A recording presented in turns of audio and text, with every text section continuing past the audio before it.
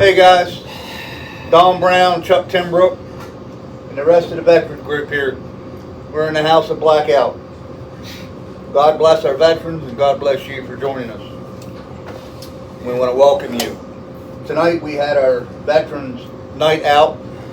We had some good roasted chicken and some good beef stew, and all this was brought in by the veterans.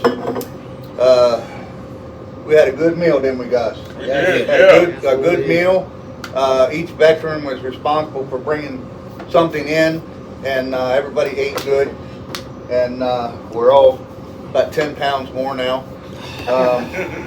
But we're going to do this every Wednesday night here at the Veterans House, and then we're going to do this our House of Blackout YouTube, where we talk all about veterans and the lives of veterans, and the respect and the honor of our men and women who's no longer with us. We did lose one out of the last video. Our Army Ranger buddy, Jeff Gord, he passed away Monday night, and if you watched the last video, Jeff was the one who basically was sitting over here, and he had the Army Rangers hat on. He had a heart attack, so he is no longer with us. And I'd like to take a moment of silence for him. Jeff was an awesome person.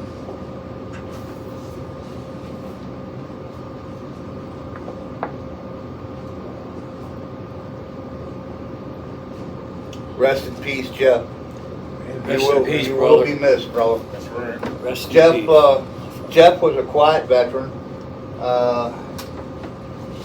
Jeff was quiet. He kind of sat back for the first part that he was in here. He didn't really talk much until the end, and then we couldn't hardly shut him up. He just opened up, and he started laughing.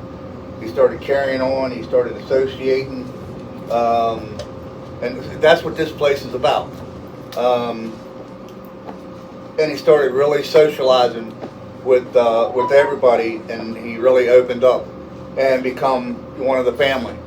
And to lose Jeff was, pretty heartfelt situation. But what I'm going to do is now is I'm going to go around and let the group introduce themselves. That's here at the table, and what their branch of service was. We'll start down here with Denny. My name is Denny Schaefer. I enlisted in the United States Navy in '76 and was discharged on an honorable discharge in 1996. I did 8 deployments for the Navy and don't regret one bit. Thank you for your service. Thank you, brother. Apparently this is the Navy side of the table. Yes, it Dave is. Rank, Navy. I was also a Ground Forces veteran from Vietnam. I'm also representing the Community Veterans Engagement Board for the 4 state, and find this organization to be a fine organization to be affiliated with. Thank you for your service. Thank you. Good evening. My name is Mike Early. I spent 30 years in the Air Force. I was a weapons troop, otherwise known as a BB stacker or armament specialist. I worked on 3 different platforms: the F-16s, A's and B's, A-10s, and then F-16 C's and D's. And when they converted over with the C-130s, I actually got to work and do some of the training program in that.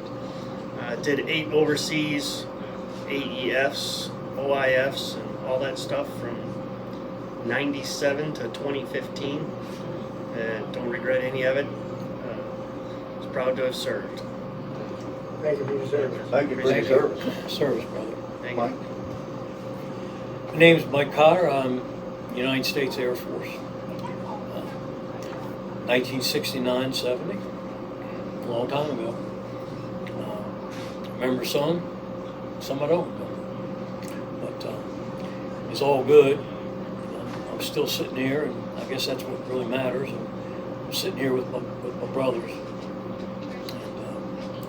And we have a very, very special group. The veterans in this country just sort of stick together. I think as time goes on in this country, I think you're going to see the veterans in the United States, irrespective of what branch or where they came from or what they did. I think the veterans are going to eventually become responsible for adding to help try to get maybe even the political spectrum in this country a little bit straightened out. Because right now, I think not too many people, most people would agree with me. We got a little bit of a situation here on our hands. We got to figure our way through. And I'm counting on my brothers, and I think all the veterans, I think we come together, and I think somehow we're going to make a difference with all of this. Thank you for your service. Yeah. And, you know, and if you notice, he has hair. He has a lot of hair. He has more hair than everybody at the table. Makeup. Yeah. Mr. Brown? Don Brown, Army 16 years, joined in 95, got out in 2013, did infantry, military police, driver, logistics, and OIF,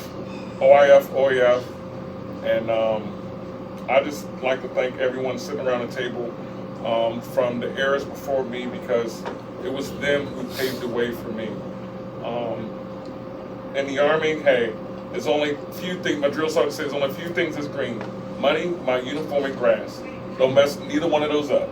So, you know, you didn't walk on the grass, you made sure your uniform was good and clean, and, you know, you made the money you made, and you know, use it smartly.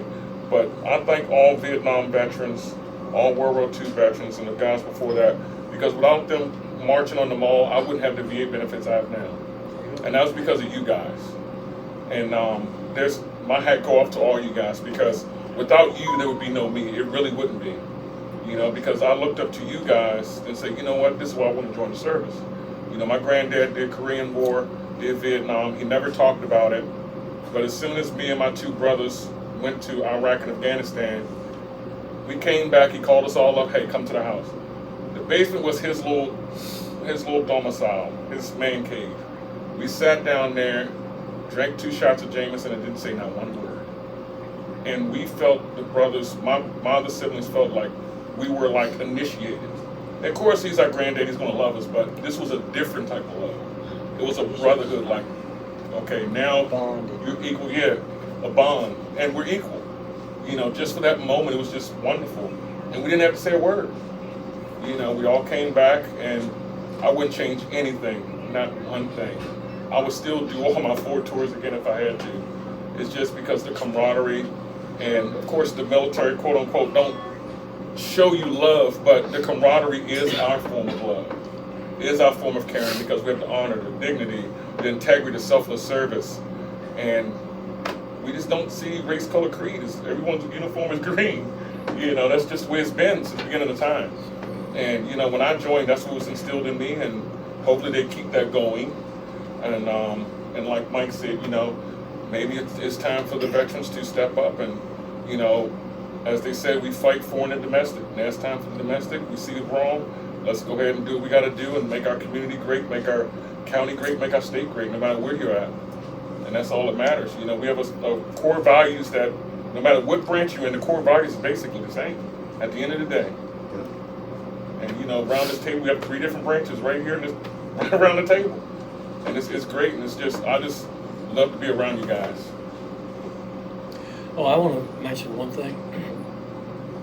By the way, this gentleman here who was just talking to you all is the new mayor of Greencastle, Pennsylvania. the councilman of Chambersburg. Well, close enough. Yeah, because the radio station's in Greencastle. Yeah. So yeah. Okay, Chambersburg. Yeah. He's going to be the governor of Pennsylvania. All right, governor. He gonna be my hero. That's right. But thank you for your service, Tom. No problem, man. Yeah. Thank you for your Tom, support, brother. thank you very much for your service. Yeah. No problem, gentlemen. Thank you guys. If he thinks he was busy then, wait till he gets on board. Oh yeah. But he's got all of us backing him In up. the state of We Pennsylvania. ain't even from Pennsylvania. He hadn't seen anything yet. We're That's out, right. most of us here is out of West Virginia, but it doesn't matter. No. Our brothers in Pennsylvania, so if we got to cross state line to be behind him to back him up, we got your six. All right. That's all that counts. My name's Chuck Timbrook. I'm the owner and the builder of the Blackout Veterans Tribute. I never served, but these guys put in enough time that I don't think I had to serve. They did two hell of hellacious of a great job that people like me get to sit back and enjoy our freedom. But it's our job to thank these guys for what they did and not take advantage of it. We got too many people out there to take advantage of that. You enjoy your freedom or you enjoy your daily life and you don't want to respect and honor the men and women who gave you that right to be free in this country. So basically I started the Blackout Veterans Tribute.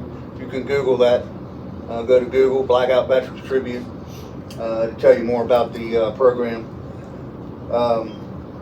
And then we opened up the Veterans stop here, which we call House of Blackout. And it's going to be bigger and better and greater things to occur out of here. And, you know, no matter what, just keep in mind that the one who did all this and started all this was a non-veteran. That's how I show my honor and respect. And that's the way this country needs to be. Yeah, I have to take exception to something he just said there, and he does this every time. He's first to raise his hand and say he didn't serve. Well, that be the case, I'd like to know what the last 15 years of driving that Freightliner all over the United States and showing your devotion to all of us veterans. I'd like to know what that's all about if he didn't serve. He sure does. There's so many ways to serve.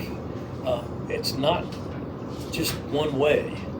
And I keep telling him that, but he don't want to hear that. He don't want to listen to that because he's got a lot of dignity and pride about him.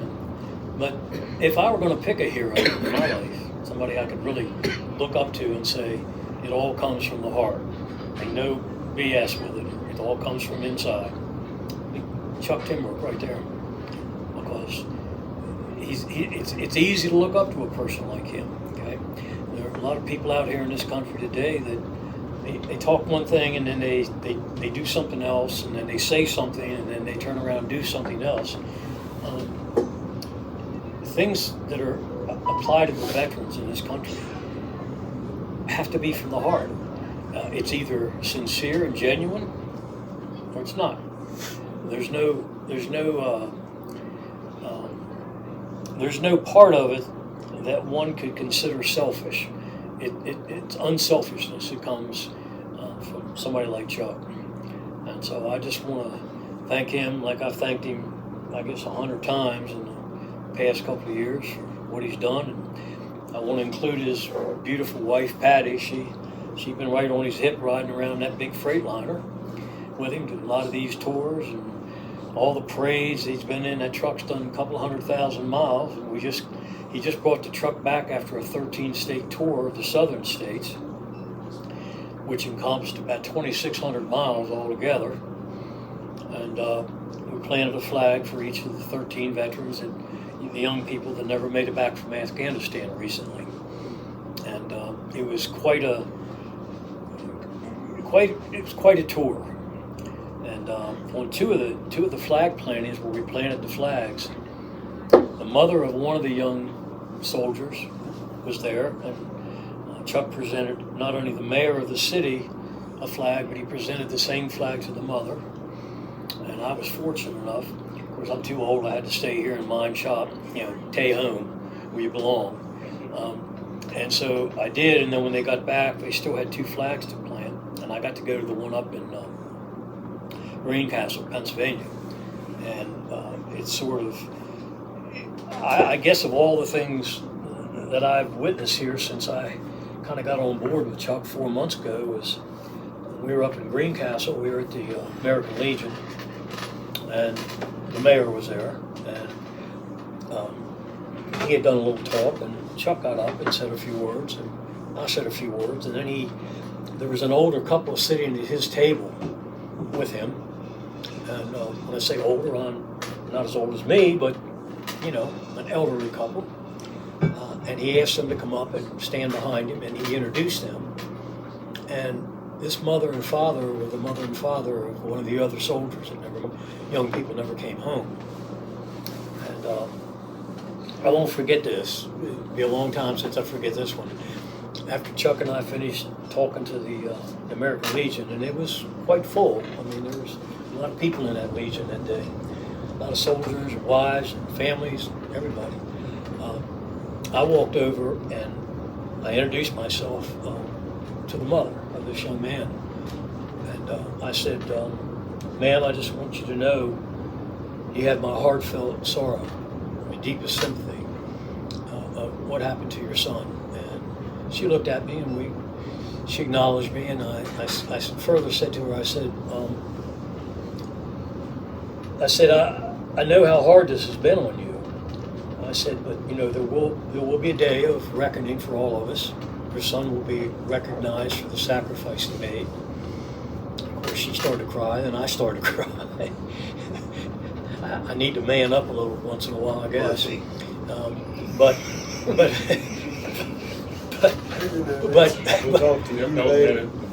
see, he always makes me lose my train of thought. See, now I got to walk this back a little bit and figure out where I left off. Anyhow, the point I'm really getting at here, because I digressed a little bit on you all, the point I'm trying to get at is what I saw in the mother and the father's face: hurt, anger, not so much anger, sorrow, frustration. But you know what I saw in that mother and father's eyes? Through the tears, pride. I can't help but mention that. What I saw in their face was pride. And I think that that's very, very telling of these kind of circumstances. And that's not the only circumstance like that that's ever happened. There have been hundreds of thousands of these same incidences.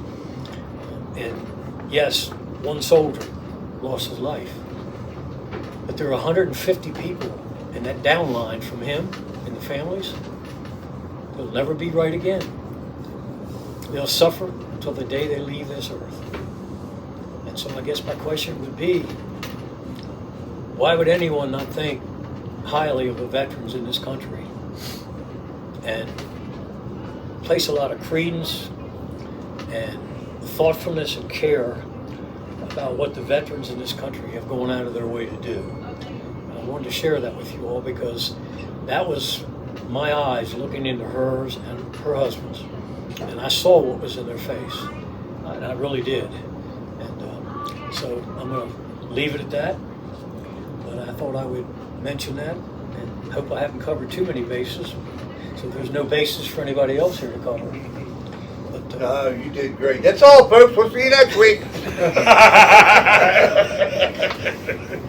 I just want you to know it's a great honor being here.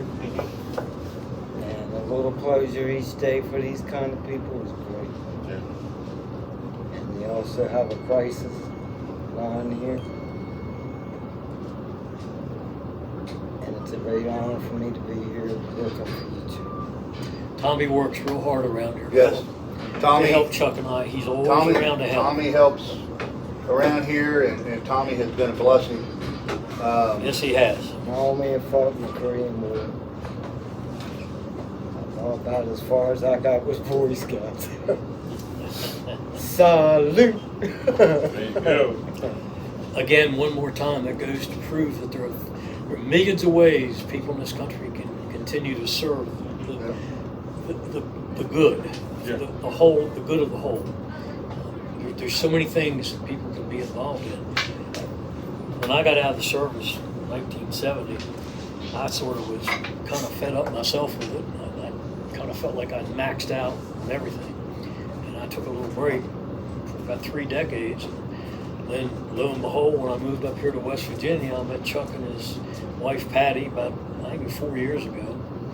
And I got to know them a little bit. And then when he and Patty opened this little Blackout Cafe here, our store, I guess partly out of shame and partly out of guilt, I decided, you know what, I better get back into this a little bit. Because this is really where my heart is. I'm really glad you did. I'm not a good friend. And so now for the last 4 months, or maybe a little longer, I've got a real job. I mean, this is actually a job to me. The first time in about 20 years, I've had to be someplace at certain times and answer to certain things. But that's good too. It's not only good for me, but I certainly hope it's good for this organization. And I'm not going to take any more sabbaticals or any more breaks from the veterans or the service. I'm going to finish out my life doing what I can for this group of individuals because they're that special. I would like to hear each one of y'all's worst war stories. Just 5 minutes. Let me hear it. A war story. Yeah. I heard quite a few of my old men, so I want to hear you. First one to pop Which up. part of the Vietnam War did you get, was your scariest moment that you, Well, was like your the scariest whole damn moment? thing was scary, but Well, I mean, what was your scariest moment for you as an individual? What was your scariest moment? the day I got drafted and they tried to send me to Fort Heidelberg for my induction physical and I beat feet to the Air Force fast as I could get there. And I was thinking everything was just gravy and I got in the Air Force and I beat this thing. Well, of course, it didn't really work out that way. They sent you somewhere different? Or, I mean, They weren't thinking the same as I was. okay. But I could see where that was, I could see where that would shake you up. They weren't thinking anywhere near like I was. Yeah, but I mean, that you went in with one direction and they sent you another. I can see where that's, On my, yeah. but you know, at my age, 73 years of age, you have to learn to adapt a little bit. Yeah. Of course, when you're 20 years old, you can't adapt to anything. What was your scariest moment as an individual? Not in war, not in the war, but like your scariest part of that worried you as an individual. I was deployed to Iraq. Don't remember what base we were at. They kind of all blur together. I was in a trailer. It was called the laundry. Well, it was actually a tent. A laundry tent. We had the new modern machines, which took 3 hours to wash one load of clothes. You got 1 day off a week and usually did laundry for 5 hours. But, got off at midnight, was doing laundry. I was in there with another fella. And it was probably about an hour and a half into it. Had my feet up on the table. I had fallen asleep. And the most loudest, ungodly boom I ever heard in my life went off. It blew me out of my chair. It knocked me on the ground. The other guy named Ken, he fell on the ground. We both scurried on the ground and scurried up behind the wash machines. And then we realized we're up against the canvas and we wanted to be on the front side of the machines. But what had happened is the locals had sent a Scud missile and they hit our ammo dump. And the ammo dump they were taking flatbed trailers and putting captured Iraqi munitions on them, and they would fill these flatbed trailers up, and then on Thursdays they would go out and have Army Corps of Engineers half bury them and then implode them. But that morning or that night, about 1:32 in the morning, they fired a Scud on our base, and they got lucky and they hit one of those trailers. It was the largest single explosion since the Vietnam War, when they had hit an air base there and they hit the ammo dump. Wow. And then there was about 3 big explosions after that. It was bigger than I know they hit more than 6 2,000-pound bombs. I mean, it just rocked everything. But that was probably the scariest. Well, you know, it's funny he mentioned it because isn't it sort of ironic? And I found this to be the case. That veterans don't always bring up the real serious bad stuff. Like your story about the laundry. Mm-hmm. What I said, the scariest part of it all was when I had to decide, you know what? I might as well just go into Fort Heidelberg, got it over with, and just went that way. That's all, folks. That's all, folks. See how easy that was? We're done. That's all, folks. Oh man, that is too. It's that time.